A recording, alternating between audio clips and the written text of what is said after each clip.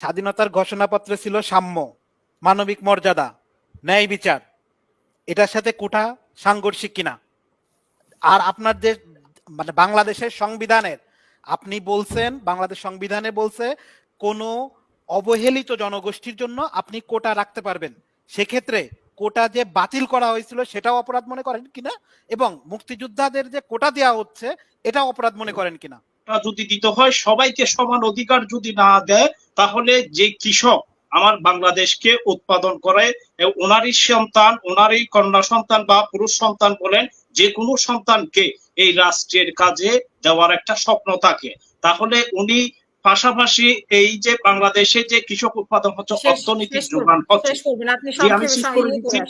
বিষয়টা হচ্ছে দেখেন, এখন যে মা বাবার একটা স্বপ্ন থাকে, সেই স্বপ্ন যদি ভেঙে চুরমার করে দেয়, তাহলে আমি মনে করতেছি এই শিক্ষক, এই ছাত্রছাত্রীদের সাথে অভিভাবক থেকে শুরু করে বিভিন্ন শিক্ষকরা যেন আমাদের দেশের শিক্ষিত যে যুবকগুলা যুবতীগুলা এরা সবাই কলেজ ভার্সিটি শেষ করে সবাই বিদেশে পাড়ি জমায়, আর আমাদের দেশে কোটাগুলা রাখে ইন্ডিয়ার রয়ের লোকজনের নিয়োগ দেওয়ার জন্য।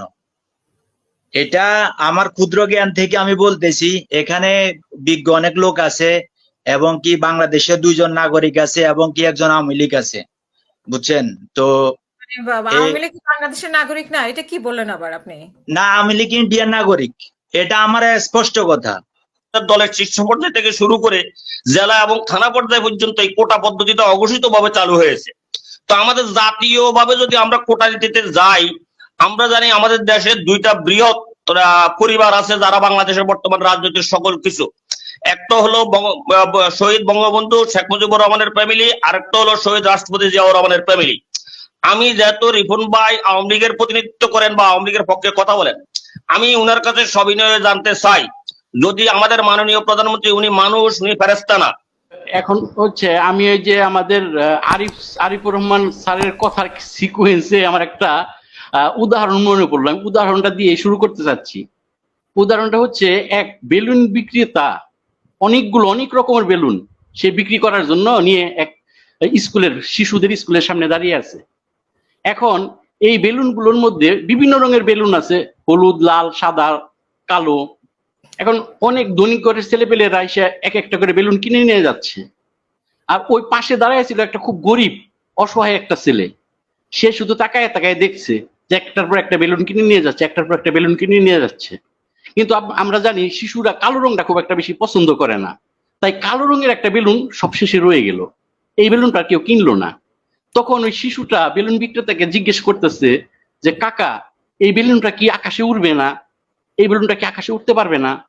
তখন ওই বিক্রেতা হাসে দিয়ে বলতেছে, বাবা, বেলুন উড়ার জন্য রঙের দরকার নাই, দরকার হইলো গ্যাসের। সুতরাং এই গল্প থেকে আমি বলতে চাচ্ছি যে যারা মেধাবী, যাদের ওই গ্যাস আছে, মেধা আছে, তারা আকাশে উড়বেই, তাদের আকাশে উড়া থেকে আটকে রাখতে কেউ পারবে না। কিন্তু এখন এই মেধাবীদের জন্য যদি আকাশে ছাদ তৈরি করে দেওয়া হয়, কুঠা নামক একটা ছাদ তৈরি করে দেওয়া হয় উন্মুক্ত ভাবে, তাদের যদি উঠতে না দেওয়া হয়, তাদের যদি ব্যারিয়ার সৃষ্টি করা হয়, এটা কি আমাদের জাতির জন্য, আমাদের দেশের জন্য, আমাদের উন্নয়নের জন্য এটা কি ভালো হবে কিনা? আমার আরিফ স্যারের কাছে এই প্রশ্নটা রয়ে গেল। দয়া করে আরিফ স্যার আমার এই প্রশ্ন উত্তরটা দিবেন। ধন্যবাদ সবাইকে আমাকে সুযোগ দেওয়ার জন্য। আরিফ ভাই প্লিজ রেখে রাখেন, প্লিজ আমাদের সাথে আছেন এই মেধাও, প্লিজ আপনার প্রশ্ন বা মতামত। আমি আসলে আমার স্যারকে, মাহমুদ আলী স্যার, ওনাকে হাসনাত আলী স্যার ওনাকে একটা রিকোয়েস্ট করছি। স্যার, আজকে নেদারল্যান্ডের থেকে একটা জারি করা হয়েছে, বাংলাদেশি স্টুডেন্টরা এখানে পড়তে আসে না, বাংলাদেশি স্টুডেন্টরা ভিসা পারপাসে এখানে আসে। ডেনমার্ক একই অবস্থা করছে, নেদারল্যান্ড একই অবস্থা করছে, জার্মানিতেও একই অবস্থা, আপনার পোল্যান্ডও একই অবস্থা, পর্তুগালে একই অবস্থা। বাংলাদেশিদের বাংলাদেশিরা এখন অপরাধী হয়ে গেছে, বাংলাদেশি স্টুডেন্টরা এখন অপরাধী হয়ে গেছে সব জায়গায়, সারা বিশ্বে। এই বিষয়ে আপনি একটু বলবেন। আর দ্বিতীয়ত, আপনার যেই সাবজেক্ট ছিল, সাবজেক্টে আসি।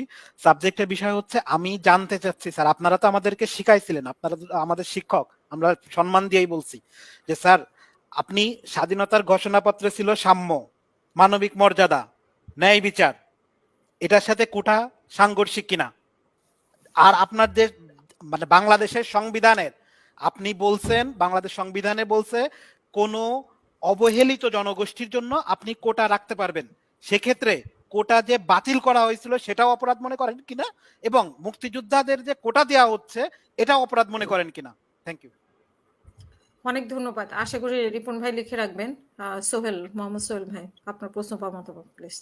বিসমিল্লাহির রহমানির রহিম। আজকের ভার্চুয়াল প্রোগ্রামে প্রিয় অতিথিবৃন্দ, আপনাদের সবাইকে আমার পক্ষ থেকে সংগ্রামী সালাম। আসসালামু আলাইকুম রাহমাতুল্লাহি ওয়া বারাকাতুহু। বিশেষ করে দেখেন যে কোটার বিষয় নিয়ে আপনারা আজকের আলোচনার মুখোমুখি, আমি আর ছোট্ট একটা প্রশ্ন আছে। প্রশ্নটা হচ্ছে, শুধু মুক্তিযুদ্ধ ফ্যামিলিদের জন্য, তাদের সন্তানের জন্য যে কোটা দেওয়া হবে সরকারের তরফ থেকে, যে সুযোগ সুবিধা দেওয়া হবে, বাকি লক্ষ লক্ষ কোটি কোটি জনতার যে শিক্ষা মেধা, একটা ফ্যামিলির যে একটা অঙ্গীকার থাকা উচিত, একটা মা বাবার যে আশা ভরসা থাকা উচিত, সে হোক গরিব ঘরের সন্তান, সে হোক ন্যায্যপূর্ণ বা বাংলাদেশেরই তো নাগরিক। কারণ বাংলাদেশে যখন সুশিক্ষিত হয়ে সমাজে যখন বড় হয়েছে এবং মেধাবী শিক্ষা অর্জন করার পাশাপাশি সরকারের তরফ থেকে সুযোগ সুবিধা কেন পাচ্ছে না? এই যে ছাত্রছাত্রীরা আজকে লক্ষ লক্ষ ছাত্রছাত্রীরা যে আন্দোলনটা করতেছে, এই আন্দোলনে তাদের অভিভাবক সহ এবং বিভিন্ন শিক্ষক সহ বাংলাদেশের সচেতন ব্যক্তি যেন এগিয়ে আসে, এদের ন্যায্যপূর্ণ দাবির জন্য যেন এরা যেন অটল থাকতে পারে। কারণ কোটা যদি দিতে হয়, সবাইকে সমান অধিকার যদি না দেয়, তাহলে যে কৃষক আমার বাংলাদেশকে উৎপাদন করে, ওনারই সন্তান, ওনারই কন্যা সন্তান বা পুরুষ সন্তান বলেন, যে কোনো সন্তানকে এই রাষ্ট্রের কাজে দেওয়ার একটা স্বপ্ন থাকে, তাহলে উনি পাশাপাশি এই যে বাংলাদেশে যে কৃষক উৎপাদন হচ্ছে, অর্থনৈতিক যোগান হচ্ছে, আমি শেষ করে দিচ্ছি। বিষয়টা হচ্ছে, দেখেন এখন যে মা বাবার একটা স্বপ্ন থাকে, সেই স্বপ্ন যদি ভেঙে চুরমার করে দেয়, তাহলে আমি মনে করতেছি এই ছাত্রছাত্রীদের সাথে অভিভাবক থেকে শুরু করে বিভিন্ন শিক্ষকরা যেন এগিয়ে আসে এবং এই আন্দোলনের যেন সামিল হয়। ধন্যবাদ। অসংখ্য ধন্যবাদ। এখানে তো স্বপ্ন ভাঙার কথা বলছে না, কোটা সংস্কার বা কোটা বাতিলের কোটা সংস্কার হতে পারে। খোরশেদ আলম, আপনার প্রশ্ন বা মতামত প্লিজ। আসসালামু আলাইকুম। আমাকে যুক্ত করার জন্য ধন্যবাদ। আমি কুয়েত প্রবাসী, লক্ষ্মীপুর থেকে বলছি। আমার প্রশ্ন হলো রিপন স্যারের কাছে। স্যারা বলতেছে যে মুক্তির জন্য কোটা দরকার। আমি মনে করি যে কিছু মুক্তির জন্য কোটা দরকার, কিন্তু এই যে আমাদের প্রবাসীরা 30 বছর 40 বছর বিদেশ এত পরিশ্রম করে আসে, লাস্ট পর্যন্ত কিছুই নেই, তা ওনাদের জন্য কি কোটা প্রয়োজন নাই স্যার? আর আরেকটা প্রশ্ন হচ্ছে যে কোটা আন্দোলনে ইন্ধন দিচ্ছে বিএনপি। কাদের সাহেব বলছে এই যে শিশু হারা যাচ্ছে যে কয়দিন ধরে, এটাতে কি বিএনপির কোনো ইন্ধন আছে? আমি দুইটা বিষয় জানতে চাই। ধন্যবাদ। আসসালামু আলাইকুম। সালাম আলাইকুম রাহমাতুল্লাহ। আমাদের আর কথা কি, আমরা তো সব সময় আপনাদের অনলাইন প্ল্যাটফর্মে আসি, কথা বলি, তো এগুলা কথা বলার মনের দুঃখটা একটু হালকা করা আর কি। আসলে কোটা সংস্কার আন্দোলন বলতে কি, এর আগে বিপি নূরকে দিয়া সরকারে একটা নাটক সাজাইছে, এটাও আর একটা নাটক, বুঝছেন? কোটা কি, আমাদের দেশের শিক্ষিত যে যুবতী গুলা এরা সবাই কলেজ ভার্সিটি শেষ করে সবাই বিদেশে ফাড়ি জমায়, আর আমাদের দেশে কোটাগুলা রাখে ইন্ডিয়ার রয়ের লোকজনের নিয়োগ দেওয়ার জন্য। এটা আমার ক্ষুদ্র জ্ঞান থেকে আমি বলতেছি। এখানে বিজ্ঞ অনেক লোক আছে, এবং কি বাংলাদেশে 2 জন নাগরিক আছে, এবং কি একজন আওয়ামী লীগ আছে, বুঝছেন? তো আওয়ামী লীগ বাংলাদেশের নাগরিক না, এটা কি বললেন আবার আপনি? না, আওয়ামী লীগ ইন্ডিয়ান নাগরিক, এটা আমার স্পষ্ট কথা। এখানে যে এভাবে তো বলা ঠিক না। না, এভাবে বলা ঠিক না, মানে আমরা কি কথা বলতে পারবো না, আন্দোলন করতে পারবো না, মিছিল মিটিং করতে পারবো না?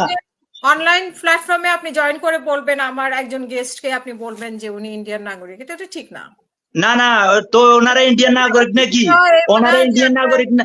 শোনেন আপু, আমি একটা কথা বলি, আমাদের ফেনীতে বন্যায় সব বাসায় নিয়ে যাইতেছে, দেশের বিভিন্ন স্থানে, সিলেটে মানুষ ঘরে বসবাস করতে পারতেছে না, দেশের ভিতরে আপনার করিডোর দের, তারপরে যে আপনার ট্রেন রোড দের, সবকিছু দের, তো হেরা ইন্ডিয়ান নাগরিক নাকি? হেরা তিস্তার জন্য হেরা বন্দোবস্ত করতে পারতেছে না কেন? বাংলাদেশের আওয়ামী লীগ হচ্ছে ইন্ডিয়ান নাগরিক।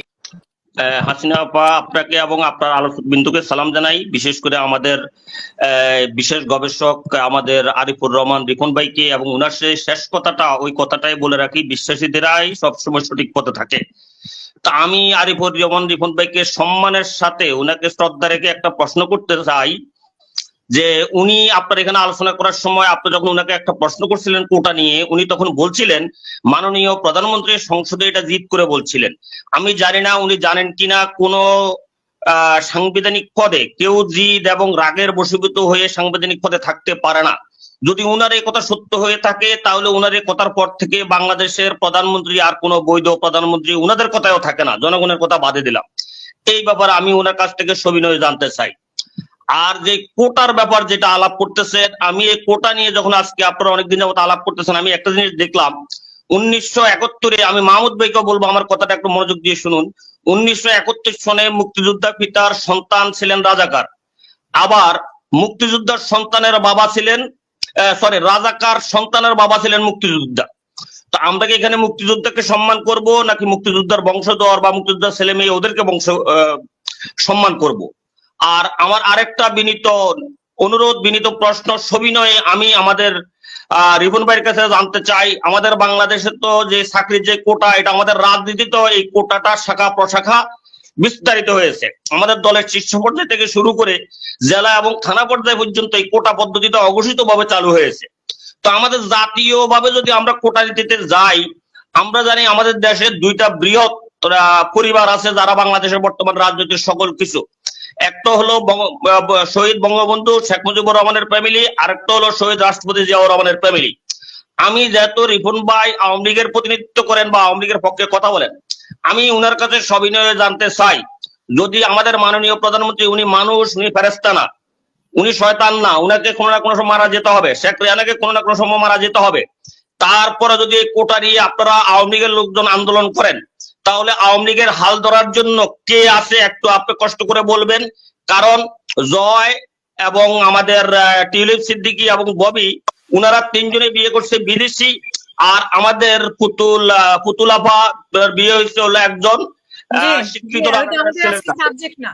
জি, মানে আপনার এটাই প্রশ্ন, মানে কে কোথায় বিয়ে করেছে সেটা না, মানে আপনার প্রশ্ন হচ্ছে যে পরবর্তীতে কে আসতে পারে নেতৃত্বে, এই তো না? আমাদের শুধু চাকরি না তো, আমাদের তো রাজনীতিতেও কোটা চলে আসছে। অনেক ধন্যবাদ। ধন্যবাদ সবাইকে। আমাদের রিপন ভাই আছেন। রিপন ভাই, আসসালামু আলাইকুম। আপনাকেও বিশেষ করে অনেক সুন্দর সুন্দর কথা বলেন, আমার কাছে ভালোই লাগে ভাই। আপনি সুন্নতুল লিবাস, মাশাআল্লাহ, দেখতে শুনতে অনেক ভালো লাগে আপনাকে ভাই। আমরা তো স্বাধীনতার আজকে এত বছর পরে, আমরা তো আসলে আপনাদের কাছ থেকে এটা আশা করি নাই কখনো। আমাদের বঙ্গবন্ধু জেল থেকে মুক্তি হওয়ার পরে পরে সর্বপ্রথম ইন্দিরা গান্ধীকে বলেছিল যে আপনার পোজ আপনি নিয়ে যাবেন কখন। কিন্তু এখন আপনারা যেভাবে এই যে রেল টেল সবকিছু দিয়ে দিচ্ছেন, আমরা কি করব? আমরা তো বুঝতেছি না আসলে আমরা কি ইন্ডিয়ার দাসত্ব স্বীকার করে নেব কিনা। আর দ্বিতীয় কথা হচ্ছে যে যে মানে এখন বর্তমানে যে কোটা সংস্কার যে আন্দোলন চলতেছে, আমি দেখতেছিলাম রিপন ভাই কালকে ওটা নিয়েও কথাবার্তা বলছেন। অবশ্য আপনি এক জায়গায় একমত অবশ্য হয়েছেন যে আলোচনা করাটা দরকার। তো রিপন ভাই, আমি আপনাকে অনেক ভালো মনে করি, হাসনাত আলী স্যারও আছেন বা আমাদের এই মাহমুদ স্যার আছেন। আমি চাইবো যে আসলে সবাইকে মানে যুদ্ধের মুখে নিয়ে যাইয়েন না, যেভাবে মানে দেশটা তো ধ্বংস হয়ে যাবে। তাহলে রিপন ভাই, আপনারা সবাই ভালো মানুষ, সবকিছু বুঝেন। আমরা প্রবাসী আছি, হয়তো দেশে নাই। যদি দেশে থাকতাম অবশ্যই আপনাদের সাথে যোগাযোগ করতাম, কথাবার্তা বলতাম। আপনারা যাতে দেশে আছেন, সবকিছু যেভাবে সুন্দরভাবে সমাধান হয়।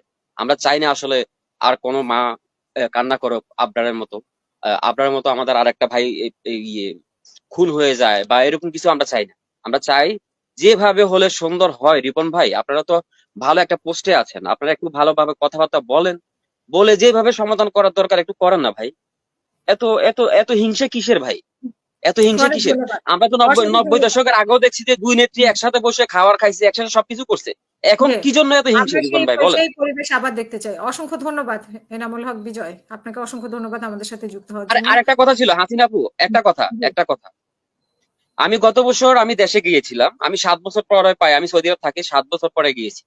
যাওয়ার পর আমি দেখছি মাশাআল্লাহ আমাদের দেশটা এত উন্নত হয়ে গেছে, মাশাআল্লাহ আমার কাছে ভালো লাগছে সত্যি। যেটা আমি এয়ারপোর্টে থেকে ডাইরেক্ট এই যে কি জানি ফ্লাইওভার দিয়ে আসছিলাম গাড়িতে, যাত্রাবাড়ির ওইদিকে মানে সাইনবোর্ড নামের একটা জায়গা আছে, ওইখানে আমার একটা হিজড়া আমার গাড়ির সামনে দাঁড়িয়ে গেছে। উনি আমার কাছে রিয়েল চাইতেছে, রিয়েল হিজড়া। আমি আমি তো মানে হঠাৎ করে গেছি প্রায় 7 বছর 8 বছর পরে আমি গেছি, আমি তো বুঝি নাই বুঝছেন। আমি গাড়িতে ছিলাম, গাড়িতে কেউ ছিল না, ড্রাইভার ছিল। আমি মানে হিজড়া আমার কাছে